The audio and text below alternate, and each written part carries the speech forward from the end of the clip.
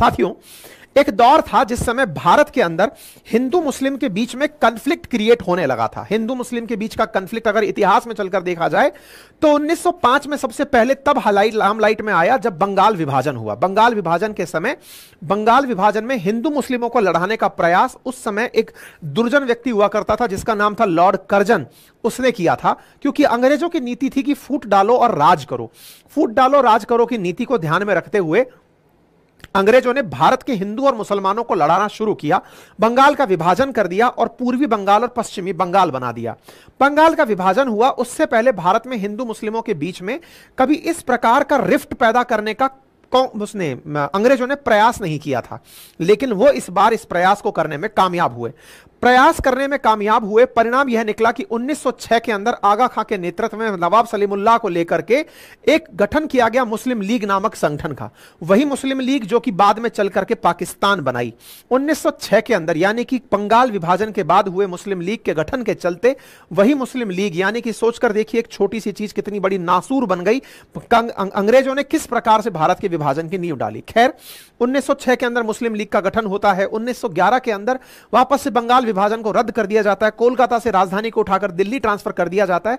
साथ ही साथ भारत के अंदर इसी दौर के अंदर यानी 1920 के दशक के अंदर लगभग मध्य में गांधी जी का भारत आगमन हो जाता है। गांधी जी भारत आकर के जब पहुंचते हैं उस समय पर भारत के अंदर अंग्रेजों के खिलाफ आंदोलन चलते हैं, जिनमें से खिलाफत जैसे आंदोलन प्रमुख होते हैं। और उन आंदोलनों के अंदर भारत अंग्रेजों के द्वारा मुसलमानों को दी गई एक विशिष्ट सुविधा जिसे सेपरेट इलेक्टोरेट कहते हैं उसको मान लेता है। अब इसको ऐसे समझिए कि 1909 के अंदर मार्लेमेंटो सुधार हुए थे। मार्लेमेंटो सुधार के अंदर मार्लेमेंटो सुधारों के अंदर यह कहा गया था कि मुसलमान जो अपने आप को प्रतिनिधित्व दिलाना चाहते हैं संसद के अंदर, तो बोले मुसलमान ही मुसलमान को वोट देगा, मुसलमान किसी अन्य जाति को, अन्य धर्म को वोट नहीं देगा। तो इस प्रकार से एक सेपरेट इलेक्टोरेट की व्यवस्था अंग्रेजों ने 1909 में और कर दी थी, यानी कि अब मुसलमान और ज्यादा यूनाइट होने लगे थे। 1906 के अंदर मुस्लिम लीग का गठन, 1909 के अंदर सेपरेट इलेक्टोरेट यानी कि मुसलमान ही मुसलमान को वोट देगा, इस प्रकार का इलेक्टोरेट। ये वाली जब बात हुई तो इस बात के बाद में कांग्रेस ने इसका पुरजोर विरोध किया। उस समय की कांग्रेस ने पुरजोर विरोध किया, बोले नहीं साहब आप ये मत दीजिए, ऐसे तो हमारा देश टूट जाएगा। अगर कोई व्यक्ति अपनों को ही वोट देने लगेगा तो फिर धीरे धीरे वो अपनों के बारे में ही सोचने लगेगा, इससे देश टूटेगा। कांग्रेस ने इस बात का पुरजोर विरोध किया, लेकिन अंग्रेज नहीं झुके, वो इस बात को लेकर चलते रहे। गलती कांग्रेस से कब हुई? जब खिलाफत आंदोलन हुआ तो कांग्रेस ने जिस चीज का पहले विरोध किया था 1909 में, इसको अब मान्यता दे दी। मान्यता दे दी का मतलब यह हुआ कि अंग्रेजों के खिलाफ मुसलमानों का साथ पाने के लिए सेपरेट इलेक्टोरेट जैसी चीज को भी कांग्रेस ने सही मान लिया कि ठीक है मुसलमानों को वोट दें, लेकिन फिलहाल मिल जाओ, हमें अंग्रेज भगाने हैं। हिंदू मुस्लिम एकता का यह जो प्रयास किया गया था, इससे मुसलमानों को यह समझ में आ गया कि अंग्रेजों को भगाना प्राथमिकता हो सकती है, लेकिन अगर हम अपने हितों का ख्याल रखते हुए आगे बढ़े तो निश्चित ही एक दिन अपने लिए अलग देश बनाने में कामयाब हो जाएंगे। समय बढ़ता गया, अंग्रेज नहीं रुके। उनने 1919 के अंदर मॉन्टेग्यू चैम्सफोर्ड सुधार किए। उसमें जो पहले मुसलमानों को सेपरेट इलेक्टोरेट दिया गया था, अब अंग्रेजों को दे दिया, सिखों को दे दिया। धीरे धीरे सेपरेट इलेक्टोरेट यानी कि वो व्यक्ति अपनों को ही वोट देगा, लोगों के अंदर फूट डालने का काम अंग्रेजों ने और शुरू कर दिया। इस तरह की परिस्थितियों को बनता हुआ देखकर हिंदुओं को यूनाइट करने के लिए आरएसएस की स्थापना की गई।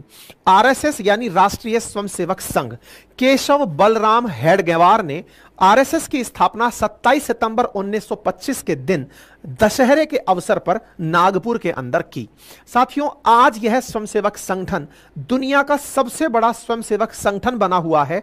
2025 में इसके 100 साल पूरे होने वाले हैं। नागपुर के अखाड़ों में यह संघ तैयार हुआ। एक तरह से ऐसे समझिए कि जब सब अपने अपने लिए बातें कर रहे हैं तो हिंदुओं के लिए कौन बात करेगा, इसके लिए एक संगठन बनाया गया। नाम इसका स्वयंसेवी संगठन क्यों रखा गया? क्योंकि यह वॉलेंटरीली था, यानी कि यह ऐसा ऑर्गेनाइजेशन था जिसमें किसी को कोई तनख्वाह नहीं मिलेगी, इससे केवल आइडियोलॉजी मिलेगी। यह विचार करेगा कि देश को यूनाइट कैसे रखना है, क्योंकि अंग्रेज देश को तोड़ने का तमाम प्रयास कर रहे हैं, तो इन सबको एक कैसे रखना है, इसके लिए आरएसएस की स्थापना केशव बलराम हेडगेवार जी के द्वारा 27 सितंबर 1925 को नागपुर के अंदर की गई। आरएसएस की स्थापना हो गई। आरएसएस अपनी बातें रखना शुरू की, धीरे धीरे सांगठनिक क्षमताएं विकसित होने लगी। 1925 में स्थापित हुई आरएसएस इतना एक्सपर्टाइज तो नहीं रखती थी राजनीति में जितना कांग्रेस को था, क्योंकि कांग्रेस तो पहले से चली आ रही पार्टी थी। आरएसएस के द्वारा बहुत से ऐसे निर्णय लिए गए जो कि हिंदुओं को ध्यान में रखकर रखे जा रहे थे, यानी ऐसे निर्णय कि हिंदुओं का हित कैसे हो इसको ध्यान में रखकर आरएसएस अपने द्वारा कार्य का संचालन कर रही थी। हेडगेवार जी के द्वारा 17 लोगों के साथ मिलकर अपने ही जगह अपने ही घर में बैठकर के इसकी स्थापना की गई थी। धीरे धीरे इसका संघ का नामकरण हुआ राष्ट्रीय स्वयंसेवक संघ। 17 अप्रैल 1926 को इसका नामकरण हुआ, मेरे जन्म दिवस के दिन। इसके बाद में साहब धीरे धीरे यह काम और बढ़ने लगा और हेडगेवार जी को सर्वसम्मति से संघ का प्रमुख चुन लिया गया। सर संघ चालक इन्हें बना दिया गया। सर संघ चालक इस समय पर मोहन भागवत जी हैं, यानी जिस प्रकार से हेडगेवार जी उस समय थे, आज इस पूरे आरएसएस के सर संघ चालक। अब यह आरएसएस कितना बड़ा हो चुका है इसके बारे में समझिए साथियों। इस समय आरएसएस में 1 करोड़ से ज्यादा प्रशिक्षित सदस्य हैं। इंटरेस्टिंग बात यह है, किसी को भी तनख्वाह नहीं मिलती है, किसी को भी कोई भी अलग से फैसिलिटी नहीं मिलती है। सभी लोग एक जैसी यूनिफॉर्म रखते हैं, एक जैसा विचार, राष्ट्र की एकता, भारत की एकता, हिंदू राष्ट्र की स्थापना, इस विचार को लेकर आगे बढ़ते हैं। संघ परिवार में 80 से ज्यादा समविचारी और आनुषंगिक संगठन है। बस इस बात पर ध्यान दीजिएगा, 80 से ज्यादा समविचारी यानी कि एक जैसी थॉट रखने वाले संगठन हैं। आरएसएस के अंदर संगठन हैं। दुनिया के लगभग 40 देशों में आरएसएस सक्रिय है। 56,000 से ज्यादा दैनिक शाखाएं लगती हैं।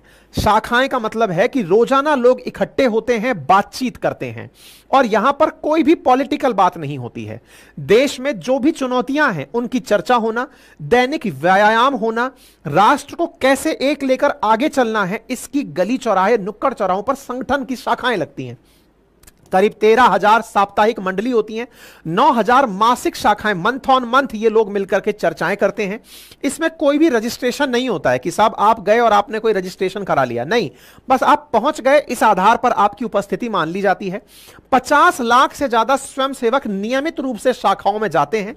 देश के हर तहसील और लगभग 55,000 गांवों में शाखाएं लग रही हैं। तो उम्मीद है कि अब आपको ये जो स्ट्रेंथ है ना, इससे आपको कुछ सेंस बनेगा। असल में बीजेपी की जो असली ताकत है वो यही संघ है। संघ क्यों है? आप विचार कीजिए, 80 से ज्यादा तो संगठन है आरएसएस के पास, 1 करोड़ से ज्यादा प्रशिक्षित सदस्य हैं, यानी कि ये वैसे प्रशिक्षित सदस्य हैं जो कि परेड ग्राउंड के ऊपर, गणतंत्र दिवस की परेड ग्राउंड में परेड कर सकते हैं। इतने जबरदस्त तरीके से मार्च पास्ट करना, मतलब शरीर के सौष्ठव को बढ़ाने की एक्सरसाइज करना जानते हैं, पूरी तरह प्रशिक्षण प्राप्त लोग हैं और जो देश के लिए काम करना चाहते हैं।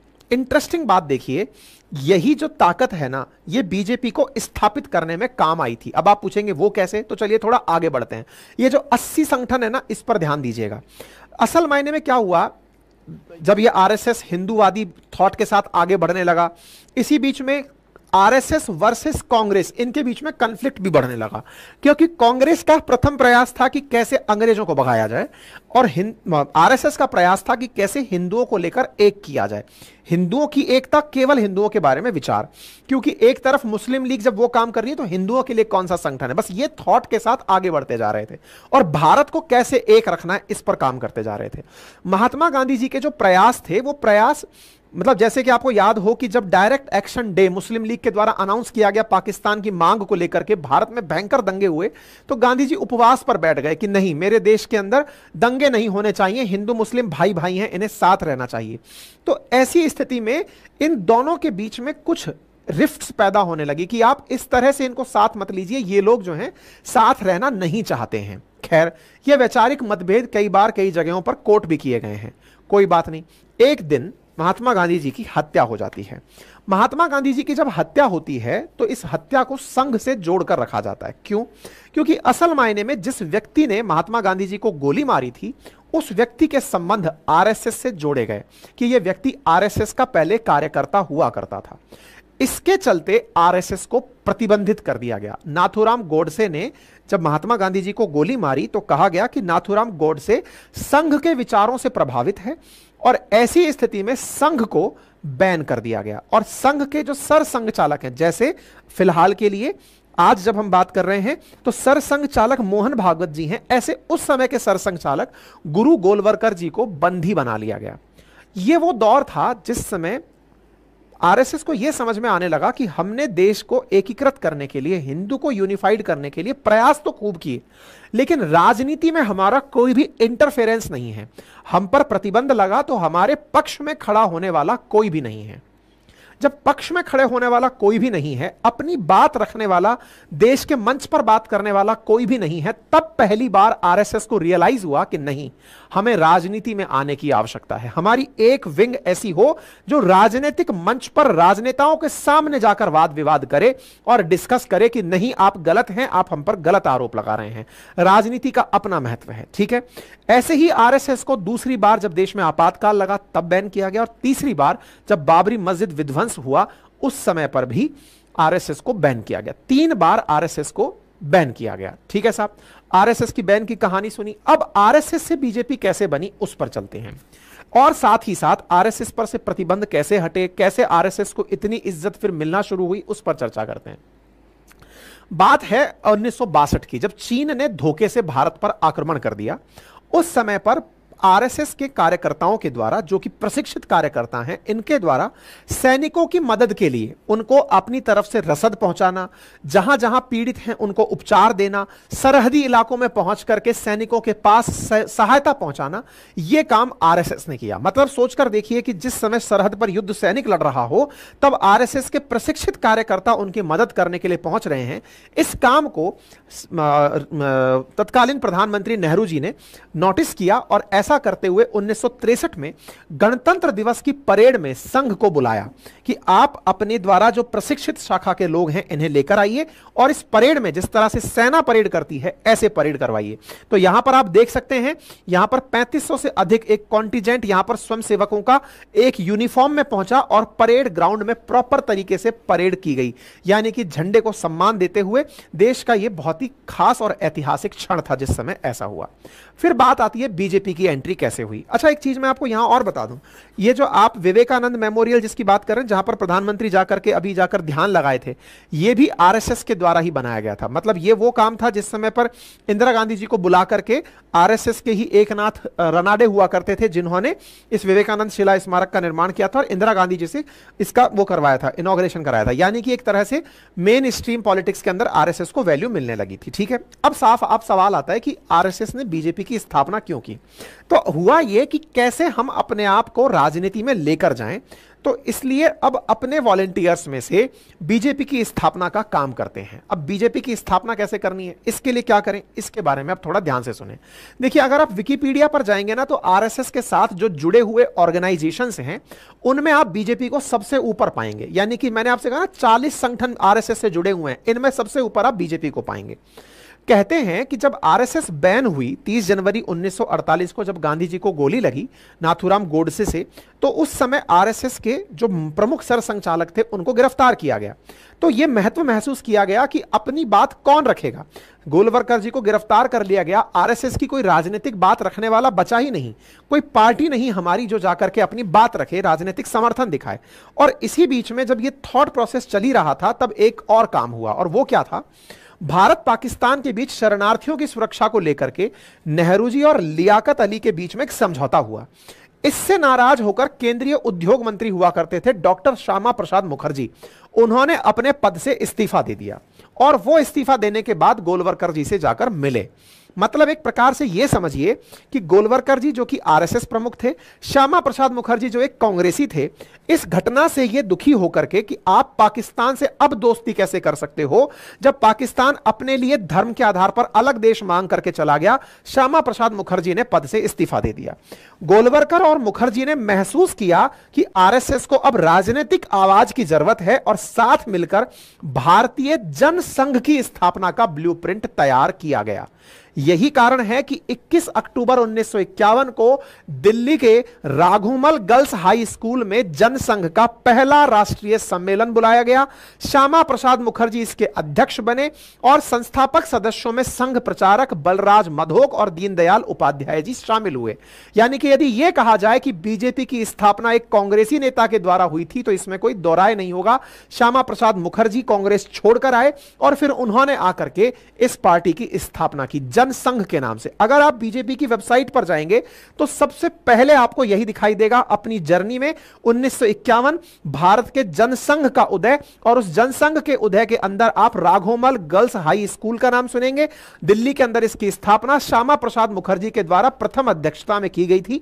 इसीलिए आपने नोटिस किया हो तो बीजेपी की बहुत सारी योजनाओं में श्यामा प्रसाद मुखर्जी का नाम होता है या फिर दीनदयाल उपाध्याय जी का नाम होता है। अगर आप लोगों ने अपने बीजेपी के 2014 से और 19 की सरकारों को नोटिस किया हो तो श्यामा प्रसाद मुखर्जी और दीनदयाल उपाध्याय का नाम समझ में आ जाएगा।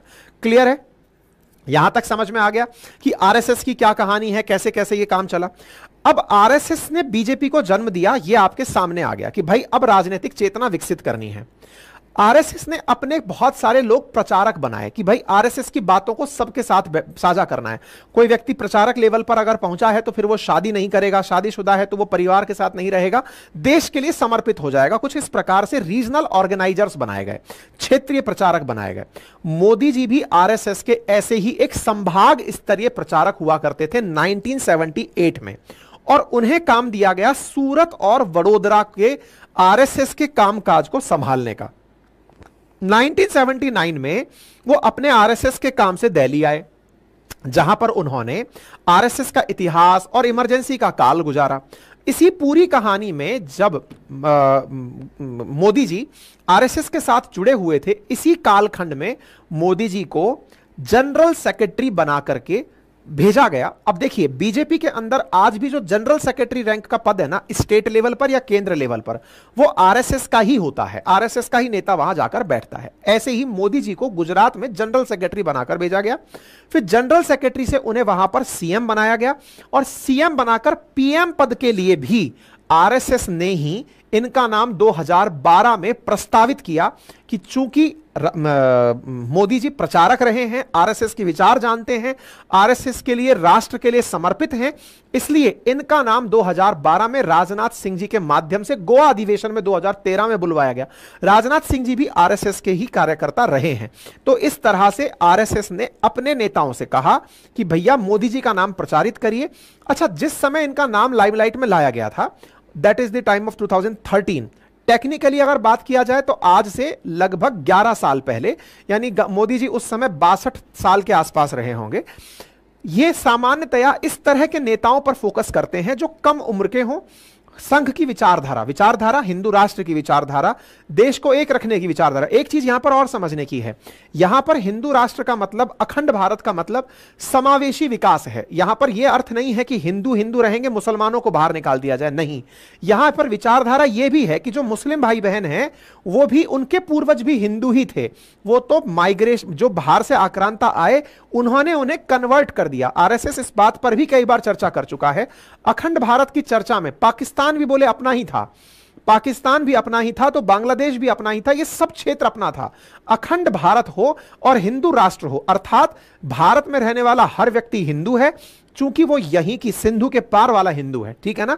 और यहां पर जो मुस्लिम लोग भी हैं वो कन्वर्टेड लोग हैं। वास्तविकता में जो असली आक्रांता आए थे, जिनका धर्म लोगों ने अपनाया था, वो सुदूर क्षेत्रों से आए थे, बोले उनका कोई लेना देना नहीं है, ठीक है साहब। तो आरएसएस के द्वारा आज की राजनीति में बहुत सारे लोगों को ऑलरेडी बीजेपी में भेजा गया है। अब आप देखिए, नरेंद्र मोदी जी को उठा लीजिए, राजनाथ सिंह जी को उठा लीजिए, नितिन गडकरी जी, वेंकैया नायडू जी स्वर्गीय हो चुके हैं, बंदारू दत्तात्रेय, शिवराज सिंह चौहान जी, देवेंद्र फडणवीस जी, मनोहर लाल खट्टर जी, ये तमाम वो नेता हैं जो आरएसएस पृष्ठभूमि से हैं और देश की राजनीति में सक्रिय भूमिका निभा रहे हैं। अब एक बड़ा प्रश्न यहां पर और आता है, और वो क्या है? आरएसएस की पृष्ठभूमि से आता है, लेकिन अमित शाह तो बीजेपी से हैं, वो तो आरएसएस से नहीं है। अब इसका क्या लॉजिक है? तो अब हुआ ये कि अब बीजेपी को राजनीति करने वाले लोग भी चाहिए थे। संघ की विचारधारा अपनी है, लेकिन संघ के कंडीशंस तो बहुत टाइट हैं। भाई प्रचारक लेवल का आदमी परिवार वाला ही नहीं होगा। ऐसी स्थिति में अब प्रश्न यह था कि इस संगठन को और बढ़त कैसे दी जाए।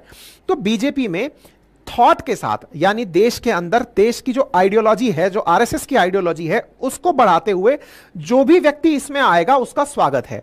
इस तरह से भारतीय जनता पार्टी में उन लोगों को भी शामिल करने दिया जो आरएसएस से जुड़े हुए नहीं थे। इसी के चलते अमित शाह जी जैसे जो लोग हैं, इनकी एंट्री इसके अंदर हुई थी। तो बीजेपी में चाहे योगी आदित्यनाथ हो, चाहे हेमंत विश्व शर्मा हो, ये वो लोग हैं जो कि आरएसएस से तो नहीं हैं, लेकिन बीजेपी की आइडियोलॉजी से हैं, और ये इस समय की पोजीशंस पर बैठे हुए हैं। इतनी बात समझ में आ गई। तो ये समझ में आया कि बीजेपी आरएसएस से कितना कनेक्टेड है, बीजेपी के जन्म में आरएसएस का क्या महत्व है। आप इस तरह से सोचिए कि हां, और सोचिए, स्वर्गीय अटल बिहारी वाजपेयी जी भी आरएसएस के कार्यकर्ता, बड़े वाले कार्यकर्ता थे। इसी कारण उनको प्रधानमंत्री के लिए आरएसएस ने नाम दिया। आरएसएस ये कर कैसे जाती है, उसकी जो शाखाएं हैं ना, जो प्रशिक्षित 1 करोड़ से ऊपर कार्यकर्ता हैं, वो घर घर जाकर, परिवार परिवार जाकर लोगों को बताते हैं कि इस सरकार से आपको क्या लाभ है, देश के लिए क्या अच्छा है, किस प्रकार से देश को चलना चाहिए। ये जो कार्यकर्ताओं की फौज है ना, जो अनुशासित फौज है, ये असल में बीजेपी की भी बैकबोन है, ये उनकी ताकत है। अब इस ताकत को क्या हुआ, बस यहीं से सारी